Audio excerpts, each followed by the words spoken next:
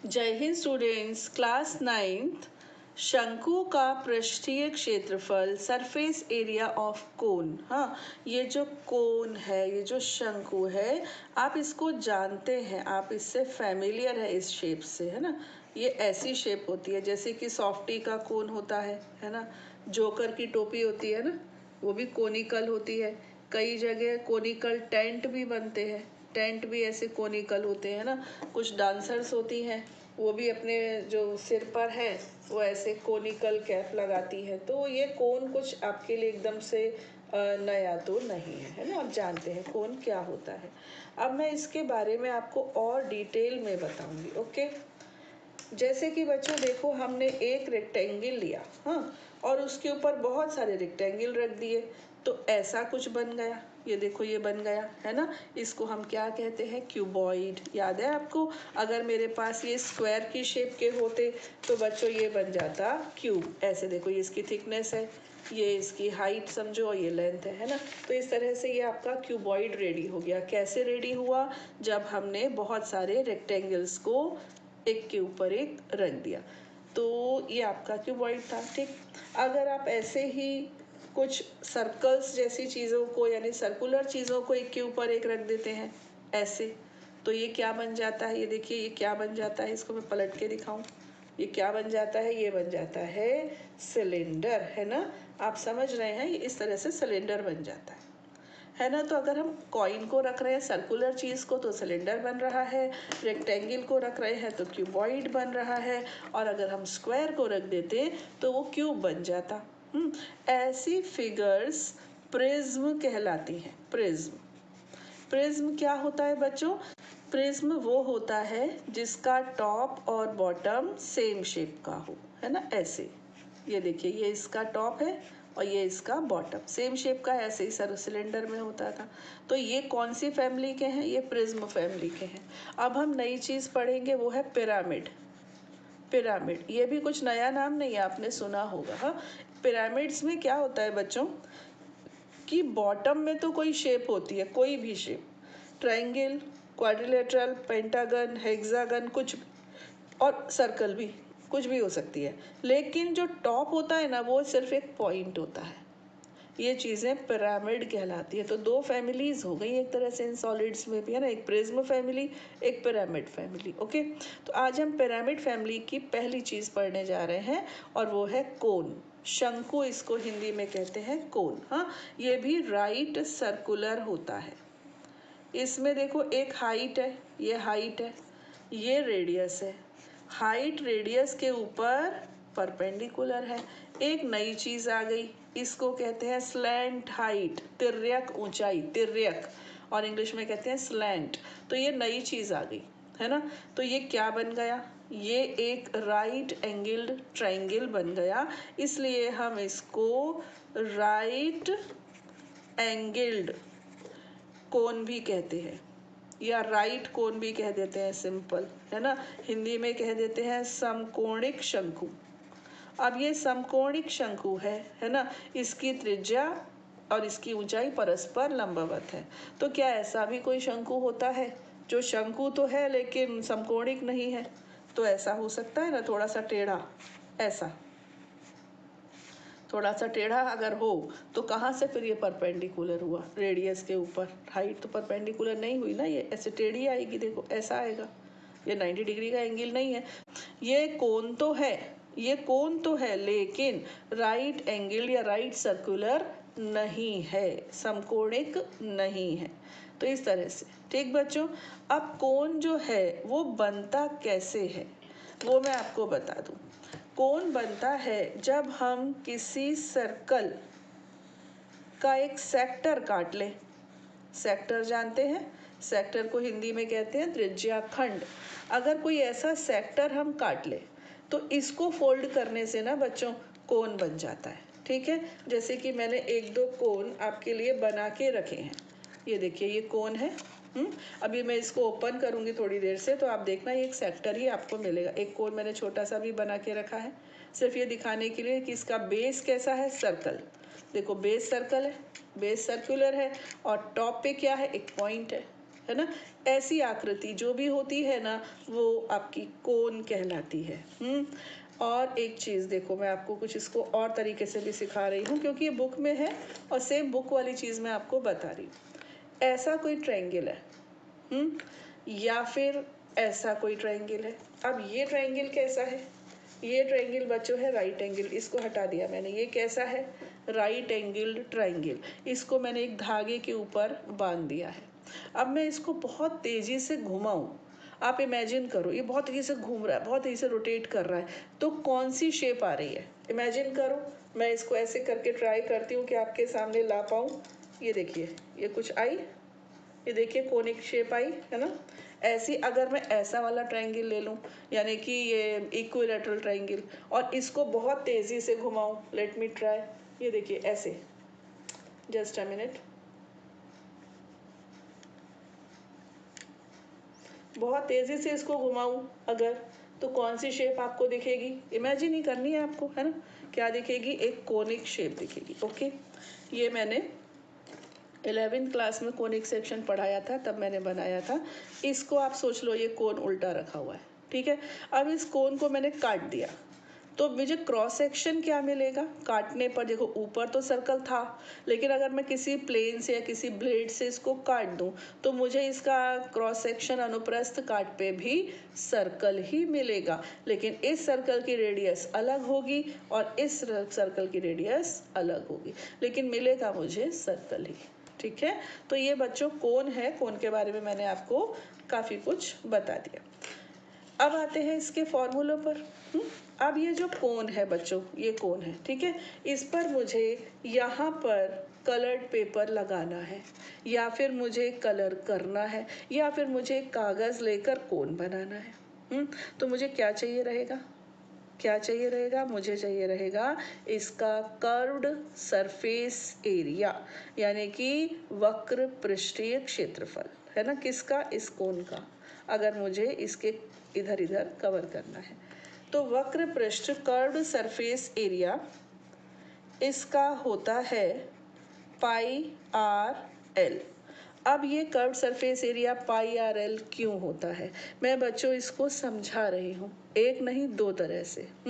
आपका मन हो तो इसको समझो, नहीं तो मेरे वीडियो को आगे बढ़ा दो, सीधे क्वेश्चंस पर आ जाओ, लेकिन मैं इसको एक्सप्लेन करूँगी क्योंकि कुछ बच्चे चाहते हैं ये कि फॉर्मूला आया तो आया कहाँ से, ठीक है।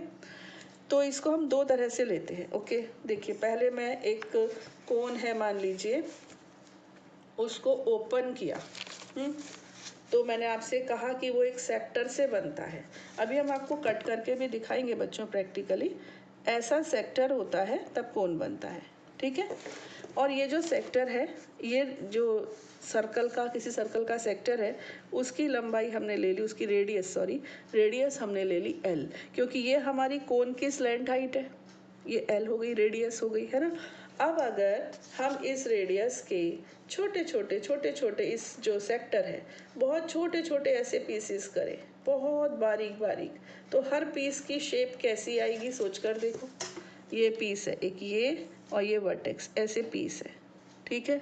फिर एक यहाँ से लिया, ये एक पीस हो गया, फिर एक यहाँ से लिया। हालांकि ये कर्व है, लेकिन हम इतने टाइनी पीसेस लेंगे, इतने छोटे छोटे कि ये एक लाइन सेगमेंट की तरह काम करेगा, ये एक लाइन सेगमेंट की तरह काम करेगा, ठीक है। तो ये छोटे छोटे पीसेस हो रहे हैं, ओके। और ये जो एल आ रही है, ये इसके ऊपर परपेंडिकुलर आएगी। हम राइट एंगल ट्रायंगल्स छोटे छोटे बना रहे हैं, ओके। ये देखिए मैं पहला कोन काट रही हूँ, ओके। इसको मैंने यहाँ से ऐसे कट लगाया, जस्ट सी कि इसकी शेप कैसी है।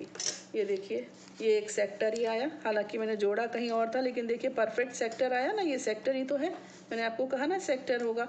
तो ये सेक्टर जब ये कोन था, तो बच्चों ये चीज़ क्या थी, ये इसका बेस था ना, सर्कल था, और बेस का पेरीमीटर क्या होता है, 2πr, यही होता है ना। तो इसकी रेडियस अगर r है, तो ये चीज़, ये बाउंड्री क्या है, 2πr। अब मैंने इसको खोल दिया, ओके। तो ये चीज़ 2πr ही तो है, पहले ऐसे थी अब ऐसे आ गई, लेकिन है तो बच्चों ये 2πr ही, बात को समझो। तो ये चीज़ कितनी है, ये चीज़ है 2πr, ओके। अच्छा, और ये क्या थी, जस्ट अ मिनट, ये ऐसे कोन था ना, तो इसको हमने आपसे क्या कहा, ये देखिए हमने आपसे कहा ये क्या है, ये एल है। तो ये कोन जिस बहुत बड़े सर्कल के सेक्टर से बना है उस बड़े सर्कल की रेडियस हो जाएगी। जो कोन की एल है, कोन की जो स्लैंट हाइट है वो इस बड़े सर्कल की रेडियस है, ये मानकर चलिए। ओके चलिए, अब ये जो छोटे छोटे छोटे छोटे पीसेस हो रहे हैं इनको बेस 1, बेस 2, बेस 3, बेस 4 ऐसे लिखते जाइए। ओके, अब एरिया क्या होता है किसी भी ट्राइंगल का, एक ट्राइंगल, पहले ट्राइंगल का एरिया लेते हैं बच्चों, ये क्या होगा 1/2 बेस इंटू हाइट, तो हाइट क्या है एल है ना, 1/2 बेस इंटू हाइट। दूसरे ट्राइंगल का लिया तो ये भी क्या आएगा 1/2, अब की बार बेस 2 हो जाएगा इंटू एल। फिर हम तीसरे ट्राइंगल का लेंगे तो 1/2 बेस 3 इंटू एल, ऐसे। और समझो ऐसा करते करते एन ट्राइंगल बने, है ना, हमें तो मालूम तो है नहीं कितने बने, कुछ भी ले लिया एन बने। अब हम इन सबको ऐड अगर कर दें तो ये हमारा कर्व्ड सरफेस हमको मिल जाना चाहिए। ट्राइंगल 1 का एरिया प्लस ट्राइंगल 2 का एरिया प्लस ट्राइंगल 3 का area plus triangle 4 plus triangle 5, ऐसे कहाँ तक ट्राइंगल एन। अब ये ऐड किया 1/2 B1L plus 1/2 B2L plus 1/2 B3L, चलता जाएगा, लास्ट में आ जाएगा BNL। ओके, अब 1/2 कॉमन और L भी कॉमन, L पीछे लिख दिया। ओके, ये क्या हो गया B1 plus B2 plus B3, चलते जाइए, लास्ट में क्या मिला आपको BN। अब ये B1 plus B2 plus B3 plus B4 plus B5, ये पूरा है क्या, ये 2πr ही तो है, ये 2πr के ही तो पीसेस हुए हैं, तो इसका मतलब ये चीज पूरी क्या है 2πr, ये हो गई 2πr। और पास में कौन है L, 2 से 2 कैंसिल, तो क्या आ गया πrl। ये मेथड बुक में दिया हुआ है। हाँ, तो इस तरह से ये फॉर्मूला बना। एक मेथड और भी है बच्चों, मैं चाहती हूँ आप वो भी सीख ही लो, ऐसा कुछ इम्पॉसिबल चीज़ कुछ नहीं है, थोड़ा सा डिफरेंट है, दैट्स ऑल। तो अब की बार मैंने ये लिया, ये वाला कोन, ठीक। अब मैं इस कोन को बच्चों कट कर रही हूँ, या मैंने जो सेलो टेप लगाया है ना इसको हटा रही हूँ। ओके, तो ये हमको मिल जाना चाहिए जो हमने ओरिजिनली लिया था। ये देखिए, इसको मैंने ओपन कर दिया ऐसे, ये मुझे मेरा सेक्टर वापस मिल गया जहाँ से मैंने इसको बनाया था। Got it. चलिए, ये क्या है, ये है सेक्टर। सेक्टर, ये चीज़ तो 2πr है, ये हम पहले डिस्कस पिछले केस में भी कर चुके हैं। यहाँ से यहाँ तक ये डिस्टेंस कितनी है 2πr। सेक्टर है बच्चों तो एंगल बनाएगा कोई ना कोई, 10th चैप्टर आपने ध्यान से पढ़ा होगा, कोई ना कोई एंगल बनाएगा। इस सेक्टर की रेडियस कितनी है L, है ना, और ये क्या चीज़ है, ये है 2πr। ये देखो मैंने एक सर्कल बनाया, उसमें से इसको मैंने कट किया था ऐसे, तो ये अपने सर्कल को जाके वापस मिल गया, ऐसे सर्कल को कंप्लीट कर दिया। तो इस सर्कल की रेडियस बच्चों क्या है L, और ये 2πr क्या है, ये वाली 2πr अलग चीज़ है, ये 2πr इस कोन के बेस की पेरीमीटर है। ओके, और ये रेडियस है R, इस समय ये वाली यहाँ से यहाँ तक जो R है ना वो R है, ये वाली R जो है, ठीक है। तो इस तरह से is the part of the circle whose radius is L। Okay, चलिए, अब ये क्या है, ये है इस सर्कल की एक आर्क की लंबाई, इस सर्कल बड़े वाले सर्कल की, ये देखिए ये जो सर्कल है इसकी ये आर्क है ना, इस आर्क की लेंथ कितनी है 2πr। ओके, अब अगर हम निकालें तो हमको एक फॉर्मूला हमने 10th चैप्टर में पढ़ा था, वो बच्चों ये था θ/360 इंटू 2πr। आपको याद है, हमने ये फॉर्मूला पढ़ा था 10th चैप्टर में, ठीक। इसमें हमको ये बताया था कि लेंथ ऑफ आर्क ऐसे आती है, तो ये हो गया θ/360 इंटू 2πl, क्योंकि हमारा जो सर्कल है इस सर्कल की रेडियस तो L है ना, तो इसकी ये वाली आर्क जो है, इस आर्क की लेंथ होनी चाहिए θ/360 2πl। ओके, ये मैंने यहाँ पर लिख दिया। अब 2π से 2π हो गया कैंसिल, L की वैल्यू निकाल लीजिए, तो 360 ऊपर आ जाएगा, r इंटू 360, है ना, अपॉन थीटा। ये क्या आ गई बच्चों, ये l आ गई। ओके, अब इस सेक्टर का हमको तो एरिया चाहिए। हमको क्या, हम करने क्या जा रहे हैं, हम कर्व्ड सरफेस एरिया निकालने के लिए तो बच्चों ये मेहनत कर रहे हैं। हम पूरा ये कर्व्ड सरफेस एरिया निकालना चाहते हैं, है ना। तो एरिया का फॉर्मूला क्या है, area of sector, area of sector का फॉर्मूला होता है theta upon 360 pi r square, ये होता है ना। हमारी आर क्या है, एल, हमारे सर्कल की आर क्या है, एल, तो ये पाई एल स्क्वायर हो जाएगा। यहाँ पर एक छोटी सी कलाकारी करनी है, ये जो एल स्क्वायर है ना बच्चों, इसको एल इंटू एल लिख दिया, theta upon 360 into pi into L, एक एल को रिप्लेस कर दिया। ये जो हमने एल की वैल्यू निकाल के रखी है क्या, आर इंटू 360 अपॉन थीटा, ये वाली एल की जगह पर r into 360 upon theta replace कर दिया। थीटा से थीटा, 360 से 360 कैंसिल, आ गया pi R L. So this is the another method to find the curved surface area of cone. Okay done, आपको आया समझ में, आ तो गया होगा, और नहीं भी आया बच्चों तो अभी हाल फिलहाल ये आपके लिए इतना ज़रूरी नहीं है, ठीक है। अब आखिरी चीज़ है वो है टोटल सरफेस एरिया, यानी कि संपूर्ण पृष्ठ का क्षेत्रफल, संपूर्ण पृष्ठ जो भी है, थोड़ा बहुत आप देख लीजिएगा बुक में कि कैसे लिखते हैं। हाँ, इसमें क्या है बेटा, कर्व्ड सरफेस तो आएगा ही आएगा, प्लस बेस का, ये जो आपका बेस बनेगा ना, ये बेस कैसा होगा, सर्कल, इसका एरिया और जोड़ दो उसमें, कर्व टोटल हो गया। ये तो है ही, ये और जुड़ जाएगा, तो ये क्या है, ये आपका पाई आर स्क्वायर। तो बस आप पाई आर कॉमन ले लो, एल प्लस आर, ऐसे भी याद रख सकते हो और ऐसे भी। तो ये सिर्फ और सिर्फ छोटे छोटे से दो फॉर्मूले हैं, किसके, कोण के। अब हम बड़े तसल्ली के साथ exercise 13.3 we can start now. Question number 1, एक शंकु के आधार का व्यास 10.5 सेंटीमीटर है और इसकी तिर्यक ऊंचाई 10 सेंटीमीटर है। इसका वक्र पृष्ठीय क्षेत्रफल ज्ञात कीजिए। बच्चों एक चीज़, हालांकि मैंने आपको एक बार बताई है लास्ट पेज पर, एक बार और बता दूं कि इस तरीके से इसका कंस्ट्रक्शन रहता है। ये h है, ये r है, ये l है।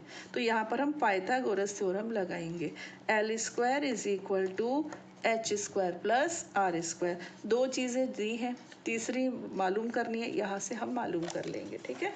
अब क्वेश्चन करते हैं। तो diameter of the base of a cone is 10.5 centimetre and its length height is 10 centimetre, find its curved surface area. तो diameter of cone that is D, it is 10.5 centimeter, radius will be 10.5 upon 2। Okay, मैं इसको divide नहीं कर रही हूँ क्योंकि हमको calculation में ऐसे इजी रहेगा। ओके, स्लैंट हाइट दी है 10 सेंटीमीटर। ओके, क्या चाहिए, कर्व्ड सरफेस एरिया।